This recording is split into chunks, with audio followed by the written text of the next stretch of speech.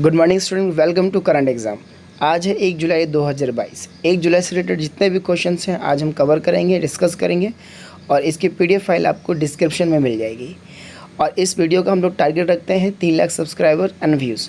Video informative लगे तो share, like and subscribe करें सबसे ज़्यादा सभी अपने दोस्तों को, अपने फ्रेंड्स को। आपको इस वीडियो में यूपीएससी, एसएससी, रेलवे, बैंकिंग्स सभी करंट अफेयर्स मिलेंगे। चलिए question number 1, QS best student series 2023 के अनुसार दुनिया भर के छात्रों के लिए रहने के लिहाज से भारत में सर्वोच्च रैंक वाला शहर कौन सा है। आपकी स्क्रीन पर पहला क्वेश्चन है और इसका आंसर क्या है? मुंबई। पहला है answer Mumbai. QS best student setting ranking जारी हो गई है। भारतीय शहर में मुंबई विदेशी छात्रों के लिए रहने के लिए टॉप स्थान में उभरा है। मुंबई का पहला, बेंगलुरु का दूसरा और चेन्नई को तीसरा, दिल्ली को चौथा स्थान मिला है। वहीं विश्व स्तर पर मुंबई को 103, बेंगलुरु को 114, चेन्नई को 125 और दिल्ली को 129वां रैंक मिला है। ये बेस्ट स्टूडेंट सीरीज है 2023 के अनुसार। अच्छा, विश्व में अगर विश्व की बात करूँ तो लंदन है विदेश के अध्ययन करने के इच्छुक छात्रों के लिए सबसे अच्छा शहर बनकर उभरा है, लंदन। अच्छा, इसमें मुंबई की बात आई है तो मुंबई की बात करें तो मुंबई क्या है? महाराष्ट्र का कैपिटल है, यानी कि महाराष्ट्र का कैपिटल। तो महाराष्ट्र का सीएम कौन होगा फिर? एकनाथ शिंदे। एकनाथ शिंदे हैं। और इसका पहले सीएम कौन थे? अभी जो अभी गए हैं, उद्धव ठाकरे। उद्धव ठाकरे थे जिनका कार्यकाल 28 नवंबर 2019 से लेके 29 जून 2022 तक था। अब कौन है इसमें? सीएम कौन है? एकनाथ शिंदे। इसके गवर्नर कौन है? भगत सिंह कोश्यारी। भगत सिंह कोश्यारी इसके महाराष्ट्र के मुंबई के गवर्नर हैं। अच्छा, मुंबई का दूसरा नाम क्या? बॉम्बे। बॉम्बे के नाम से इसको जाना जाता है और फिर इसको मुंबई के नाम से भी जाना जाता है। साथ ही इसमें एक नाम है बेंगलुरु। अब ये बेंगलुरु की बात आई है तो बेंगलुरु को देख लेते हैं। बेंगलुरु क्या है? बेंगलुरु एक ऑफिशियल नेम है। इसको भी जो इसका नाम है बेंगलोर है, ऑफिशियल नेम इसका बेंगलुरु है। अच्छा, बेंगलुरु जो है ये भी कर्नाटक की कैपिटल है। बेंगलुरु जो है कर्नाटक की कैपिटल है। और इस तरीके से सीएम कौन हो गए यहाँ की? कर्नाटक के सीएम है यहाँ पर बसवराज बोम्मई। बसवराज बोम्मई यहाँ के सीएम हैं। गवर्नर कौन है यहाँ के? तो गवर्नर है यहाँ पर थवरचंद्र गहलोत। थवरचंद्र गहलोत यहाँ के गवर्नर हैं कर्नाटक के। इसमें लैंग्वेज कौन सी बोली जाती है? कन्नड़। यहाँ लैंग्वेज कौन सी बोली जाती है? कर्नाटक में कन्नड़। इसके बाद एक नाम आया है यहाँ पर चेन्नई। तो चेन्नई को भी देखते हैं। चेन्नई क्या है? इसका फॉर्मल नेम है, जिसको फॉर्मल नेम इसको चेन्नई बोलते हैं, जो कि मद्रास भी कहते हैं। इसका मद्रास को चेन्नई बोलते हैं फॉर्मली। अच्छा, अब चेन्नई क्या है? ये तमिलनाडु की कैपिटल है। चेन्नई तमिलनाडु की कैपिटल है। अब यहाँ के सीएम कौन है? एम.के. स्टालिन। एम.के. स्टालिन यहाँ के सीएम है। और गवर्नर कौन है? आर.एन. रवि। आर.एन. रवि यहाँ के कौन है? आर.एन. रवि है। आर.एन. रवि ये चेन्नई के जो है कौन है? तमिलनाडु के सीएम है। अच्छा, सॉरी, गवर्नर हैं इसके। चेन्नई के गवर्नर हैं आर.एन. रवि।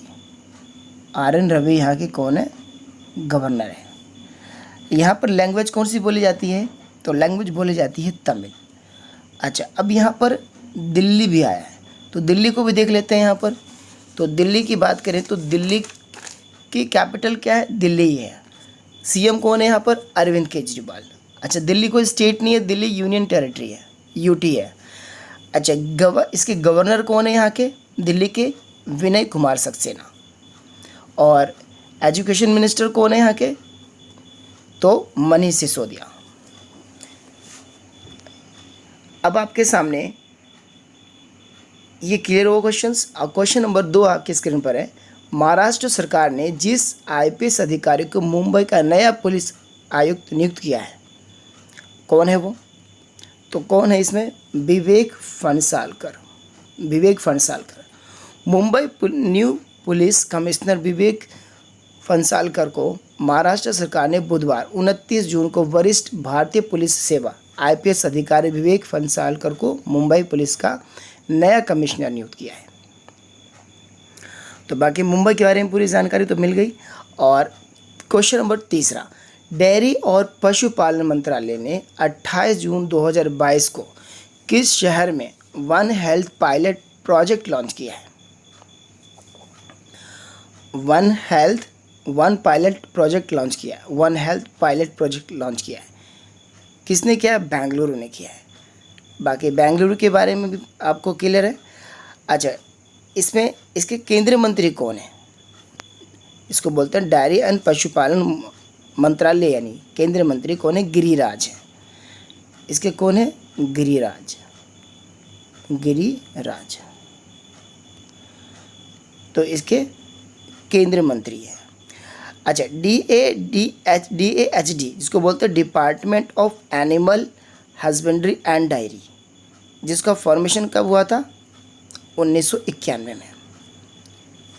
ठीक है, अब आगे चलते हैं। अगला क्वेश्चन है आपके सामने, क्वेश्चन नंबर 4, DRDO और भारतीय सेना ने किस राज्य में anti tank guided missile ATGM का सफलतापूर्वक परीक्षण किया है? तो किसने किया है? महाराष्ट्र ने किया है। रक्षा मंत्रालय ने कहा DRD, इसको बोलते हैं defence research and development organisations, इन्होंने भारतीय सेना ने मंगलवार को महाराष्ट्र के अहमदनगर में KK रेंज में स्वदेश टैंक रोधी निर्देशित missile anti tank guided missile का सफल परीक्षण किया है। इसमें इम्पोर्टेंट फैक्ट क्या है? इस मिसाइल में क्या है ऐसा? इंडियन एक्सप्रेस की रिपोर्ट के अनुसार इस मिसाइल के माध्यम से दुश्मनों को अधिकतम सीमा तक मारा जा सकता है। इस मिसाइल में हाई एक्सप्लोटिव एंटी टैंक का इस्तेमाल किया गया है। इसके इस्तेमाल से विरोधी टैंक के सुरक्षात्मक कवच को आसानी से भेदा जा सकता है। साथ ही इस मिसाइल में एक्सप्लोटिव रिएक्टिव आर्मर का यूज़ करने वाले बख्तरबंद वाहनों को भी उड़ाया जा सकता है। बता दें कि एक्सप्लोटिव रिएक्टिव आर्मर एक खास तरह का कवच होता है जो बड़े से बड़े हमले के प्रभाव को भी कम कर सकती है। ATGM को मल्टी प्लेटफॉर्म लॉन्च क्षमता के साथ विकसित किया गया है, यानी इसे अलग अलग से प्लेटफॉर्म से आसानी से लॉन्च किया जाता है।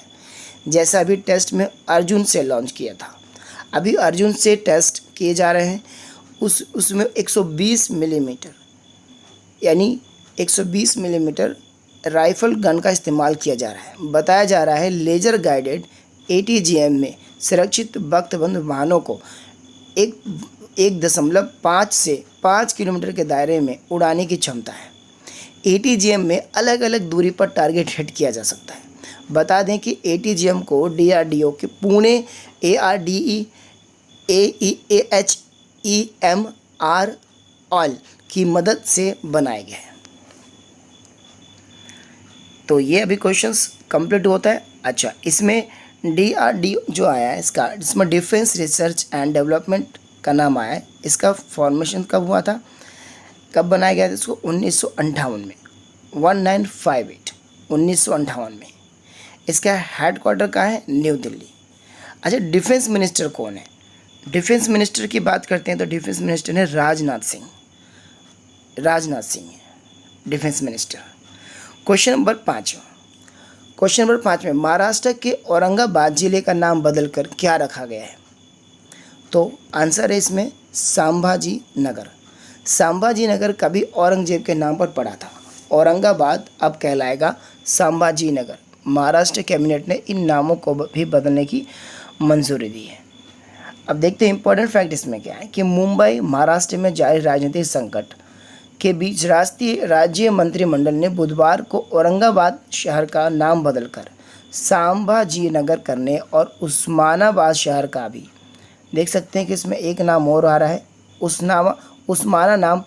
उस्मानाबाद शहर का भी नाम बदल के धाराशिव करने की मंजूरी दे दी है। राज्य के ऐतिहासिक महत्व वाले शहर औरंगाबाद का नाम परिवर्तित करने का कदम सरकार ने ऐसे वक्त उठाया है जहां महाविकास आघाड़ी MVA संगठन की अगुवाई कर रही शिवसेना बड़ी संख्या में अपने विधायकों की बगावत का सामना कर रही है। तो ऐसे में इनका नाम बदलने का भी इन्होंने फैसला किया है। क्वेश्चन नंबर 6, जुलाई को निम्नलिखित में से कौन सा दिवस मनाया जाता है? तो कौन सा मनाया जाता है? राष्ट्रीय चिकित्सा दिवस।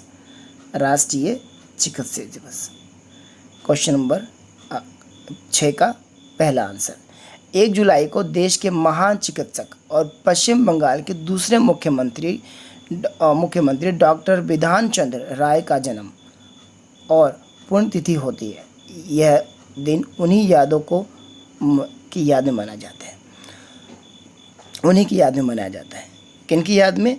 डॉक्टर बिधान चंद्र राय का जन्मदिन तो उनकी पुण्यतिथि की याद में मनाया जाता है राष्ट्रीय चिकित्सा दिवस 1 जुलाई को।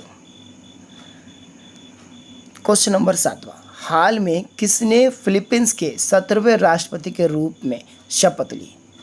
किसने ली? फर्दिनांड मार्कोस जूनियर ने। मार्कोस जूनियर है इनका नाम, तो पूरा नाम है इनका फर्दिनांड मार्कोस जूनियर। फिलीपींस के 17वें राष्ट्रपति के रूप में फर्डिनेंड रोमुआल्डेज मार्कोस जूनियर ने हाल में ही राजधानी मनीला के नेशनल म्यूजियम में शपथ ली। ये आपका 7वां क्वेश्चन है और इसका फैक्ट क्या है? यहाँ पर फैक्ट है कि दिवंगत नेता फर्डिनेंड मार्कोस के बेटे फर्डिनेंड मार्कोस जूनियर ने गुरुवार को मनीला के नेशनल म्यूजियम में फिलीपींस के 17वें राष्ट्रपति के रूप में शपथ ली। मार्कोस जूनियर ने रोड्रिगो दुतर्ते का स्थान लिया, जो पहले राष्ट्रपति थे जिन्होंने अपना 6 साल का कार्यकाल पूरा किया।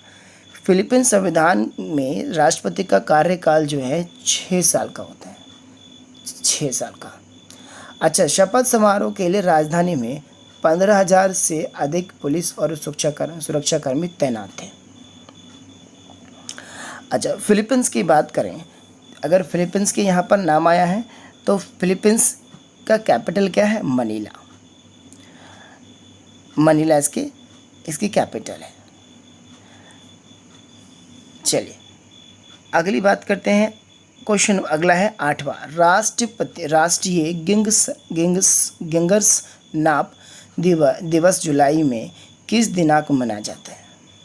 तो किस में मनाया जाता है? 1 जुलाई में। 1 जुलाई में ये भी दिन है जो मनाया जाता है, जो हर साल 1 जुलाई को राष्ट्रीय गिंगर्स नाप दिवस मनाया जाता है। गिंगर स्नैप्स मुख्य रूप से गुड़, लौंग, अदरक, दालचीनी और ब्राउन शुगर से बनी कुकीज़ होती है। गिंगर स्नैप्स एक स्नैप्स होते हैं, स्नैक्स जिसको बोलते हैं, वो होती है, कुकीज़ होती है। चलिए क्वेश्चन नंबर 9वां, राष्ट्रपति रामनाथ कोविंद ने भारत के किस अटॉर्नी जनरल का कार्यकाल अगले 3 महीने के लिए बढ़ा दिया है? तो किसका? कौन है? के वेणुगोपाल। राष्ट्रपति रामनाथ कोविंद ने भारत के अटॉर्नी जनरल के वेणुगोपाल का कार्यकाल अगले 3 महीने के लिए बढ़ा दिया है। अंतर्राष्ट्रीय उष्णकटिबंधीय दिवस कब मनाया जाता है? क्वेश्चन नंबर 10वां, अंतर्राष्ट्रीय उष्णकटिबंधीय दिवस कब मनाया जाता है? तो 29 जून में मनाया जाता है। क्वेश्चन नंबर 11वां, नई दिल्ली में गोल कार्यक्रम के दूसरे चरण का हाल ही में शुभारंभ किसने किया? तो किसने किया? अर्जुन मुंडा ने किया।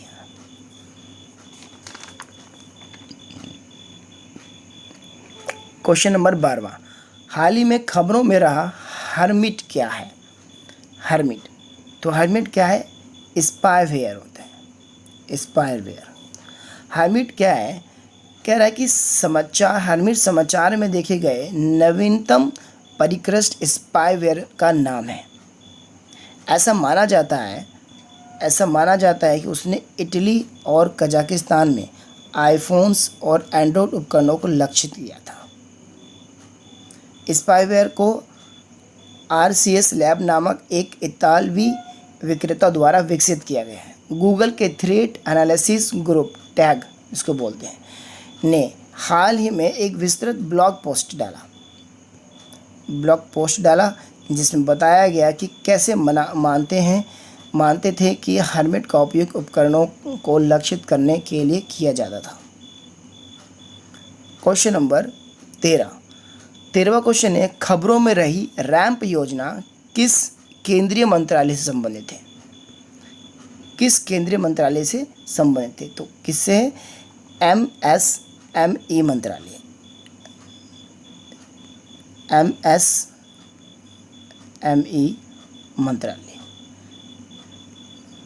प्रधानमंत्री नरेंद्र मोदी ने नई दिल्ली में उद्यमी भारत कार्यक्रम में भाग लिया, जिसमें MSME प्रदर्शन को बढ़ाना और तेज करना था। इसलिए यहाँ पर नाम क्या रखा? RAMP, raising and accelerating MSME performance योजना शुरू की गई। प्रधानमंत्री नरेंद्र मोदी की अध्यक्षता में केंद्रीय मंत्रिमंडल ने 30 मार्च 2022 को MSME काम प्रदर्शन बढ़ाने और उसमें तेजी लाने के लिए रैंप योजना को मंजूरी दी थी। विश्व बैंक से मदद प्राप्त इस योजना के लिए 808 मिलियन अमेरिकी डॉलर यानी 6062.45 करोड़ रुपए की लागत की मंजूरी दी गई। उन्होंने पहली बार MSME निर्यातकों की क्षमता निर्माण CBFTE योजना और प्रधानमंत्री रोजगार सृजन कार्यक्रम PMEGP की नई विशेषताओं का भी शुभारंभ किया। इसमें इम्पोर्टेंट फैक्ट क्या? रैंप से MSME को फ़ायदा कैसे पहुंचेगा? यह तरलता के मुद्दों का समाधान करेगा। वर्तमान में ऋणदाता उपयोगकर्ताओं द्वारा पुनर्भुगतान के बारे में चिंतित है। यह MSME क्षेत्र में ऋण के प्रवाह को सीमित और कम कर रहा है। यह कार्यक्रम गैर बैंकिंग वित्तीय संस्थानों और बैंकों से ऋण देने का जोखिम कम करेगा। इससे छोटे वित्त बैंकों को मंजूरी मिलेगी। यह बाजार उन्मुख चैनलों की वित्त पोषण क्षमता में वृद्धि करेगा। यह भारत सरकार की पुनर्वित्त सुविधाओं को बढ़ावा देगा और वर्तमान में केवल 8% MSME को ऋण प्रवाह प्रदान किया जाता है। तो ये जानकारी थी 13वें क्वेश्चन की। 14वां क्वेश्चन है, खबरों में रहा कि होता होलोहन जजमेंट का संबंध किस राज्य से है? किससे है? महाराष्ट्र से। महाराष्ट्र में सियासी संकट के बीच डिप्टी स्पीकर की भूमिका और शक्तियों पर चर्चा हो रही है। कि हो तो होलोहन बनाम जलिचलहू एंड अदर 1992 के ऐतिहासिक फैसले में सुप्रीम कोर्ट ने विधायकों की अयोग्यता के मामलों को तय करने में अध्यक्ष के पास उपलब्ध व्यापक विवेक को बरकरार रखा है। क्वेश्चन नंबर 15, राष्ट्रीय बीमा जागरूकता दिवस कब मनाया जाता है? तो 28 जून को मनाया जाता है। राष्ट्रीय बीमा जागरूकता दिवस प्रतिवर्ष 28 जून को लोगों की बीमा योजना में निवेश करने के लाभों के बारे में जागरूक करने के लिए मनाया जाता है। लंदन में भीषण आग के बाद निकोलस बार्बन ने 1666 ईस्वी तब से बीमा बाजार का विस्तार कई नए क्षेत्रों में हुआ है। चलिए, अब ये 1 जुलाई 2022 के जितने क्वेश्चन थे मैंने कवर किए। तो उम्मीद करता हूँ आप लोग को कोई भी क्वेश्चन अगर अच्छा लगे या कोई भी लगे तो आप इसको आगे फॉरवर्ड कर सकते हैं, शेयर कर सकते हैं, सब्सक्राइब करेंगे। और कुछ भी डाउट लगे तो कमेंट बॉक्स में आप इसको ज़रूर मुझे जवाब देंगे। और फाइनल आपके लिए एक क्वेश्चन है जो कि आप लोग को इसका कमेंट बॉक्स में कंप्लीट जवाब देना है कि हाल ही में किस राज्य ने छोटे पैमाने पर कुटीर उद्योग विकसित करने हेतु जलकुंभी पौधों का प्रयोग करके एक उत्कृष्ट उदाहरण स्थापित किया है? इसका जवाब आप मुझे कमेंट बॉक्स में दें, पूरी जानकारी दें जिस तरीके से मैं आप लोग को बताता हूँ उस तरीके से आप पूरी जानकारी मुझे दें। तो आगे अगर कोई भी डाउट है तो आप मुझे कमेंट बॉक्स में कर सकते हैं। Thank you.